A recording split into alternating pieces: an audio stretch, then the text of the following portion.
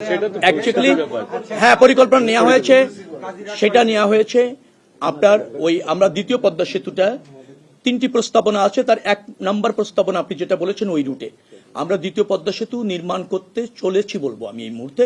Feasibility study already complete, অর্থায়নের জায়গাটা নিয়ে ভাবছি, কথা বলছি, আর ধরেন অন্যান্য প্রাক প্রস্তুতি চলছে।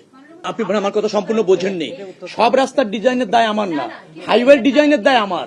কিন্তু এই তো আপনি তো আরেক জায়গায় গেলেন, শোনেন আমার অবশ্যই দায় আছে। আমি বলছি রাস্তা হাইওয়ে রাস্তায় যদি তার ডিজাইনের কারণে কোনো দুর্ঘটনা প্রবণ হয়ে যায় নিশ্চয়ই সে দায় আমার। আপনি আমার কথা শুনতে দেন না আপনি। কিন্তু যে রাস্তাটা এলজিআরডির নিয়ন্ত্রণে, এলজিআরডি নকশা করে, এলজিআরডি বাস্তবায়ন করে, সেইটার দায় যখন আমাকে প্রশ্ন করা হয় আমি তখন কি হয়, তখন হচ্ছে যে তখন আমাকে এই যে দায় নিতে হয়, অন্যদের দায় আমাকে কোনো কোনো সময় আপনাদের প্রশ্নের কারণে নিতে হচ্ছে। দায় আমাকে কেউ দিচ্ছে না, আপনারা দিচ্ছেন।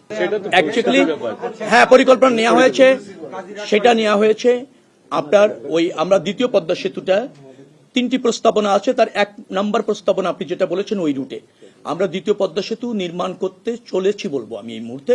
ফিজিবিলিটি স্টাডি অলরেডি কমপ্লিট, অর্থায়নের জায়গাটা নিয়ে ভাবছি, কথা বলছি, আর ধরেন অন্যান্য প্রাক প্রস্তুতি চলছে।